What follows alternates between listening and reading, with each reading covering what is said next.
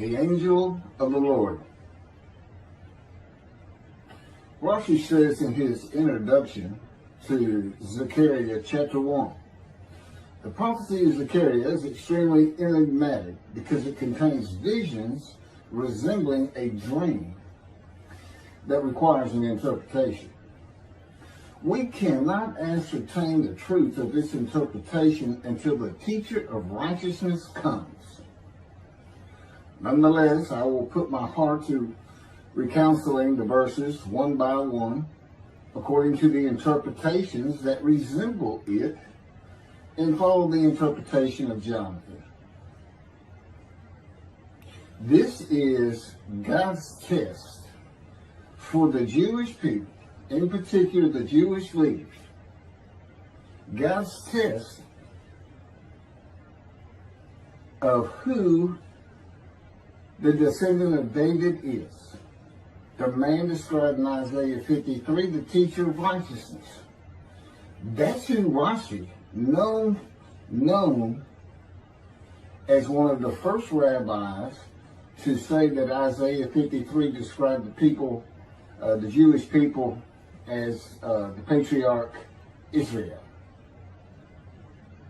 Then here he is in Zechariah, saying we got to have to know the truth of at least chapter 1 of Zechariah, to know its truth, because we can't do it. And no Jewish man, religious, academic, commentator, or otherwise, has ever had the answer to this. And yet this video is going to give it to you. Why? I'm a teacher of righteousness. This is Zechariah chapter 1, verses 7 through 12. That's the preamble that Rashi leads into before he starts his commentary. And this is in midrash form.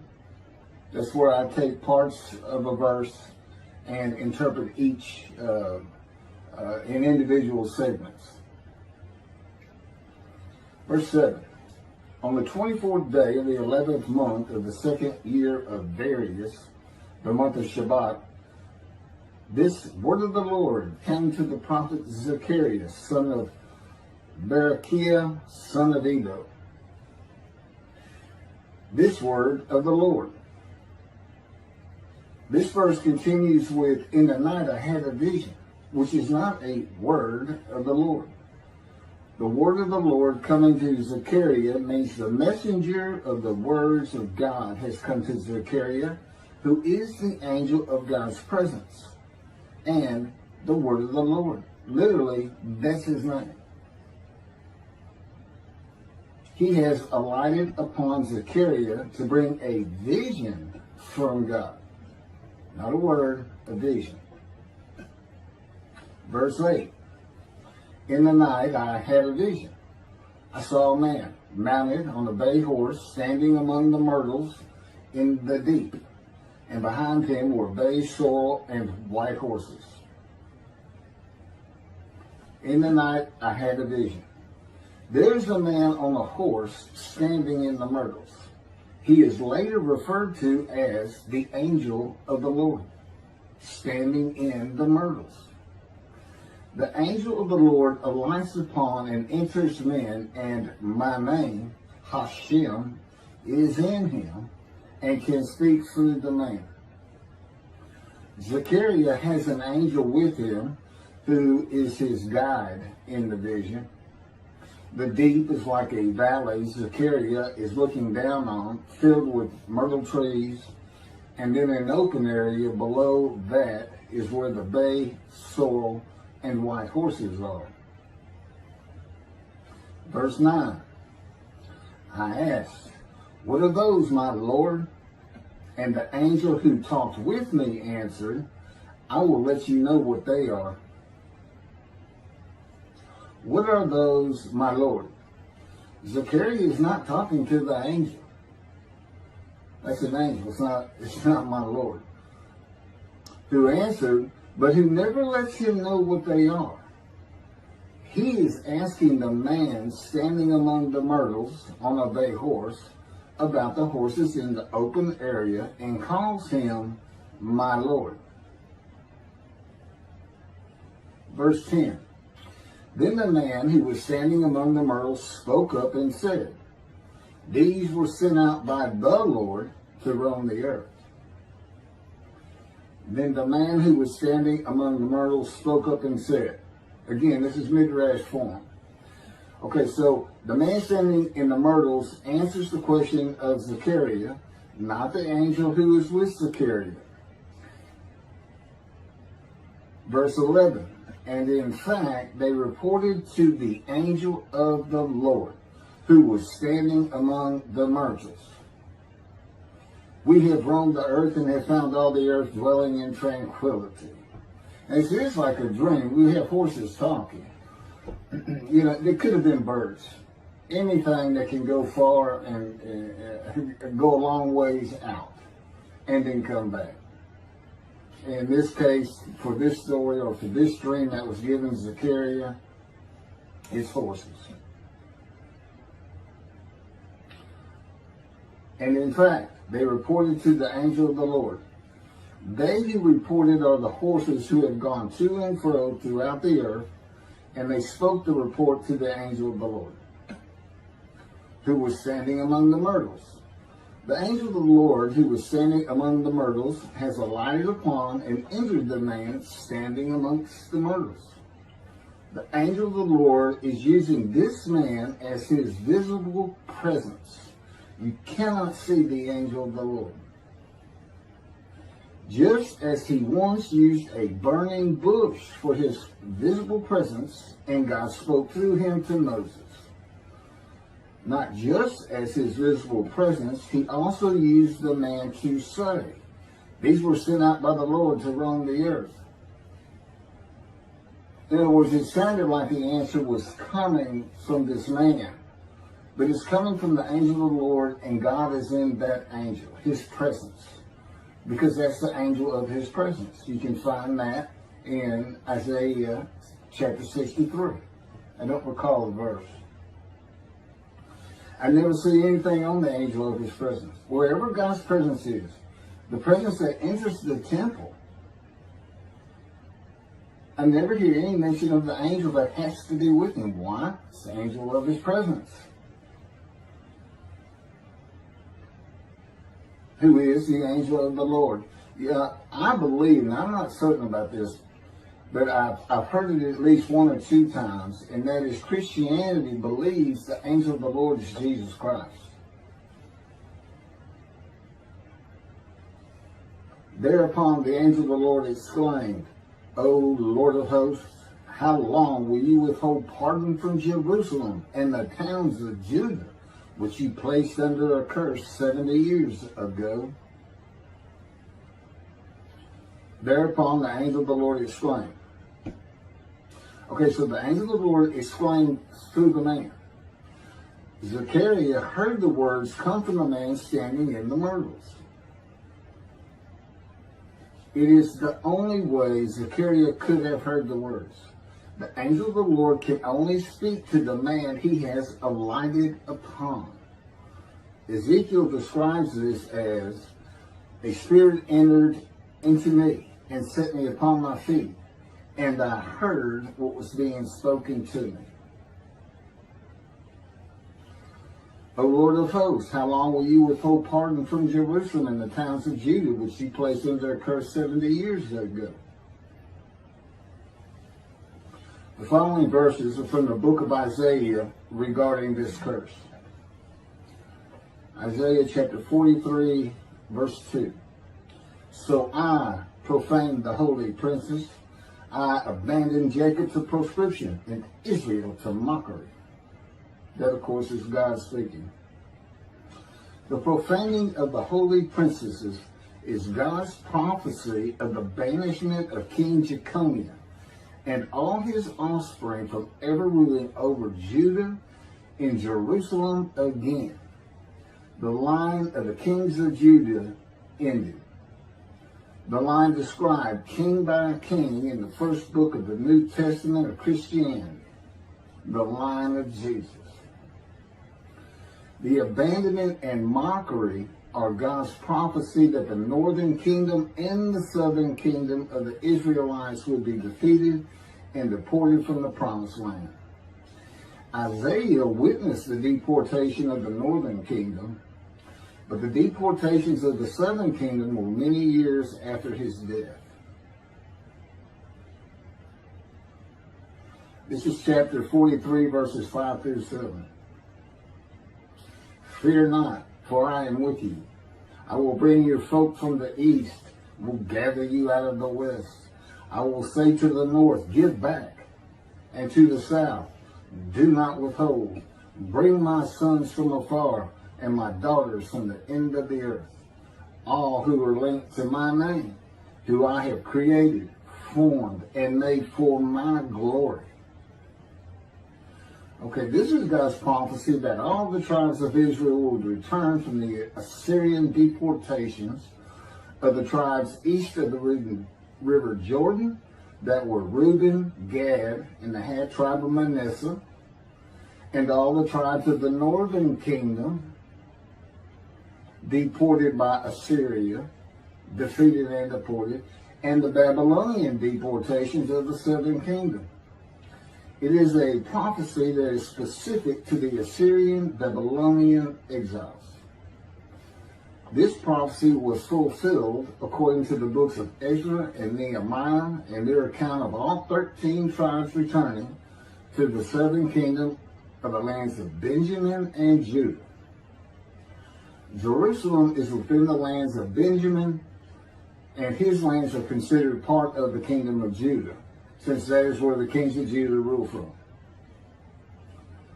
10 tribes being lost and not returning is a myth. When the 7th month arrived, the Israelites being settled in their towns, the entire people assembled as one man in Jerusalem, as the man Israel, all of them. When the people Israel gather as one man, it is all 12 tribes who were allotted lots of the promised land, and the Levites, they did not receive a portion. They were allowed to go from lot to lot, tribe to tribe, and everybody was supposed to take care of them. The Levites, that would be Levi, the son Levi, the priestly tribe without an allotment of the promised lands. Judahites and Benjaminites alone are not Israel, though all references to Israelites would include them. All of Israel had returned together to Jerusalem and Judah, mindful of the imported Gentiles in the northern kingdom, imported by the Assyrians, many of whom tried to stop the building of the second temple. This is why everybody returning, all 13 tribes, all went to Judah. The northern kingdom was occupied by Gentiles, I would assume Assyrians and Arabs.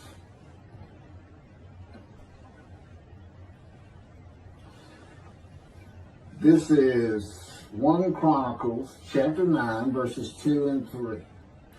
The first to settle in their towns on their property were Israelites, priests, Levites, and temple servants, while some of the Judahites and some of the Benjamites and some of the Ephraimites and Manassesites settled in Jerusalem.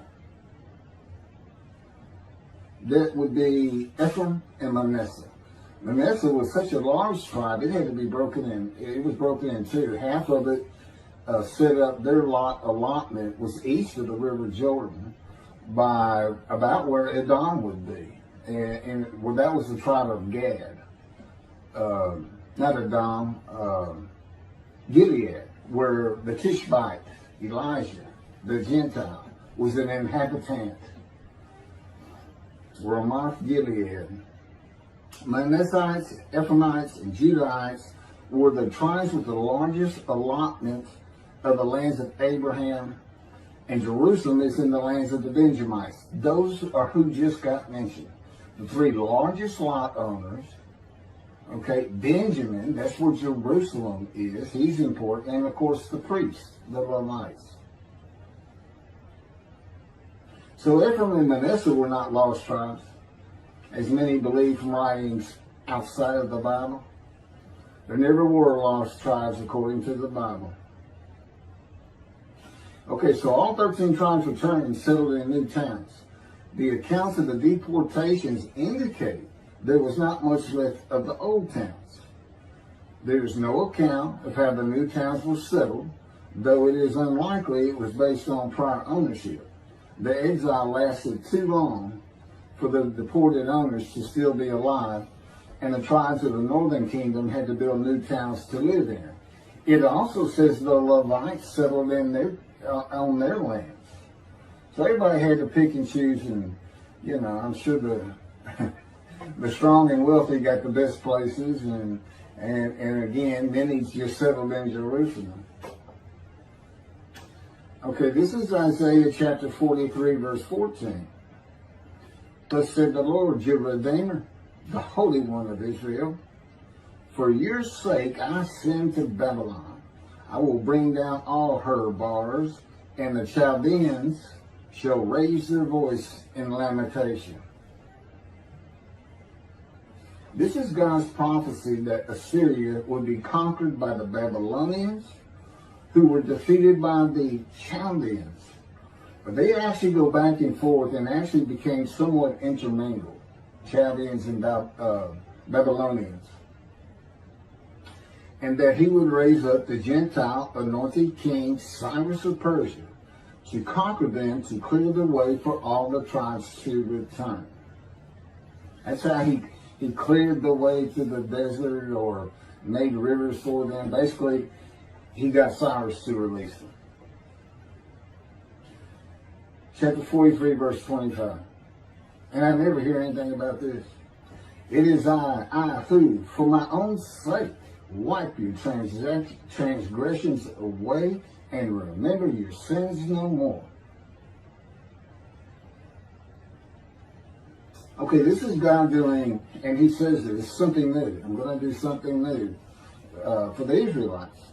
This story repeats with the new covenant that includes sin forgiveness of the Jewish people that arise with Elijah and the angel of the covenant after the exiles of the Roman dispersal return to the land of Israel in a time to come. That's in Jeremiah chapter 31. The Jewish people have returned from the Roman dispersal of them throughout the world, the diaspora, which means outside of the promised land, outside of Israel, to a land that lay desolate for more than 2,000 years until after the Holocaust, and they created the state of Israel in 1948. 70 years later, and that's funny too, because they talk about a curse of 70 years. That 70 years, I believe, just applies to the last of 3 deportations of Judah and the defeat by the Babylonians.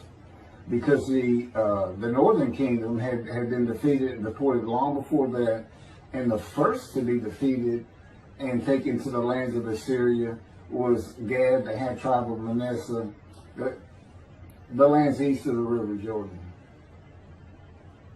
70 years later, the land blooms again. Jerusalem has been rebuilt as a great city, larger than it was in ancient times, according to God's words in Jeremiah 31. The time to come to deliver the new covenant with sin forgiveness is here. That's very important for the interpretation of at least chapter 1 of Zechariah. That means the angel of the covenant that you desire of Malachi 3 is on his way, followed by God and the messenger Elijah. And when God's third temple is built, he will return to it suddenly.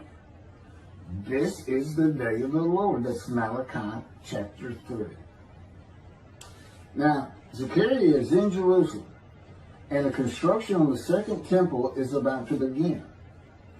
Isaiah has written God's words of sin forgiveness, which would have removed the curse long before this, when they were returning, when the remnant of the 13 tribes was returning. And the angel of the Lord proclaims, O Lord of hosts, how long will you withhold pardon from Jerusalem and the towns of Judah, which you placed under a curse 70 years ago? Okay, this vision of Zechariah and the words of the angel of the Lord through the man standing in the myrtles regarding the curse 70 years ago is to make Zechariah think and try to understand why the angel of the Lord would say this. From his perspective, the curse was lifted. He was back in Jerusalem with all the tribes preparing to build the second temple. The vision is for Zechariah to find out how and when the curse was lifted. And that's important today, because this is the day of the Lord. The new covenant is here, and this every single Jew throughout the world is forgiven of their sins right now. And that message has been given to me to be delivered. And it's not getting out there. It's just not getting out there, and that's what happened here. Because if you read Ezra and Nehemiah, it's clear they had no idea that their slaves had been claimed. And sin and continue. You know, once you know that God has just said, okay, I'm not going to remember any of that. Let's all start fresh. I'm here with a covenant of friendship. Let's everybody start being observant Jews. Okay? Which would include going to Yom Kippur. Having a slate claimed does not mean you have a lifetime now of sin forgiveness. The books of Ezra and Nehemiah reveal, this is how God had me write it down. This is from the book, Isaiah 53, in the day of the Lord, that was dictated to me. The books of Ezra and Nehemiah reveal that the 13 tribes did not know they had been right. We have to wait for the teacher of righteousness to know. And this is another thing I never see in this Messianic era that is taught, that is coming, is that God is with the descendant of David as he was with Moses. I mean, just right there with him.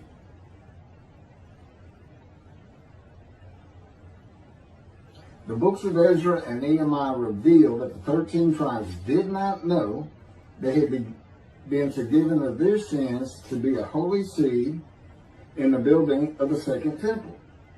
If people know they have been forgiven and have a clean slate from past transgressions against God and his laws, they are more likely to stop their sinful ways and abide by his laws in the future. The scroll of Isaiah needs to be found and interpreted by Zechariah and the religious leaders so they will know of God's forgiveness of their sins. God will be returning before the temple is built. That will be the third temple, to test the devotion of his righteous servant and make him suitable for his purpose, which might prosper. That includes the building of the third temple. This would begin when his spirit alights upon the anointed one, Moshiach. His presence with his righteous servant will be necessary for the temple to be rebuilt. Islam will not freely hand over their third most holy site to Israel and abandon the Dome of the Rock Mosque, a mosque that sits on the Temple Mount purchased by King David for God, the most holy site of the Jewish people. With God is the angel of his presence who is already on the way. You want me to skip that? Okay, this has been covered in other videos more than once.